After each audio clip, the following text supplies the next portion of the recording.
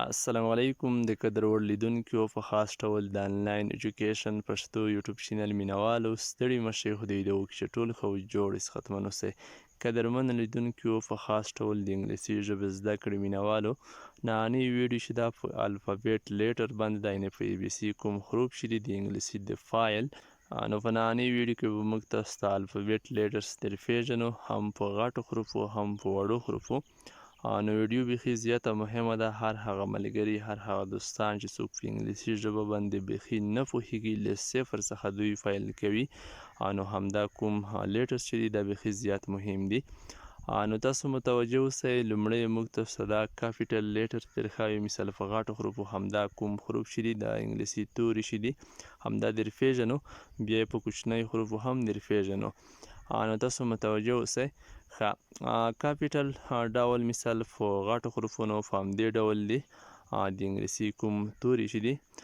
لومړی تاسو وینئ A دو، B، C، D، E، F، G، H، I، J، K، L، M، N، O، P، Q، R، S، T، U، V، W، X، Y، Z.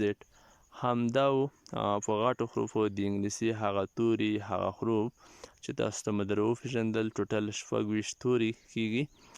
نو اوس به موږ تاسو ته همدا کوم توري چې دي په سمال لیټرز کې یعنې په کوچنیو حروفونو کې هم وښیو، ځکه د انګلیسي کوم همدا توري چې دي په دوه ډوله دي ښودل کیږي، یو په غټو حروفو یو په کوچنیو حروفو. تاسو دلته وګورئ سمال لیټرز ته A، B، C، D، E، F، G، H، I، J، K، L، M، N، O، P، Q، R، S، T، U، V، W، X، Y، Z.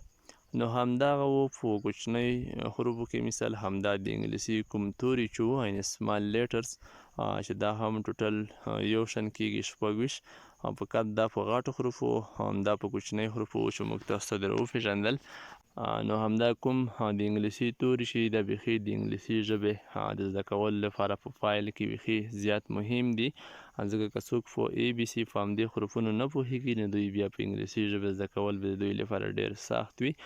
که موږ تاسو په پښتو کې هم وګورو، که مثال الف، ب، ت، ی په دې نه پوهیږو نو د پښتو ژبې لیکل، مثال حروفونو جمله برابرول ډیره مشکله خبره ده.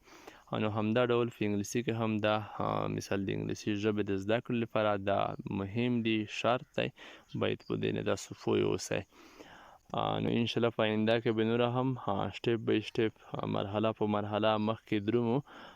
دا خو مثال د انګلیسي د صفر برخه وه، بیخي سمپل ساده، هغه ملګرو لپاره چې څوک بیخي انګلیسي حروف نه پېژني له هغه لپاره بیخي زیاته مهمه وه. نو انشاءالله په آینده کې به موږ نوره هم مهمې ویډیوګانې ستاسو لپاره اپلوډ کوو، هغه که د انګلیسي برخې وي، کمپیوټر داسې نورو مهمو برخو کې. تاسو فقط زموږ چینل تعقیب وساتئ، سبسکرایب یې کړئ چې په آینده کې هره مهمه ویډیو اپلوډ کیږي د تاسو ته په خپل وخت سره در ورسیږي. په الهرنه ښه وخت ته غواړم، په خدای مې سپارلی یاست.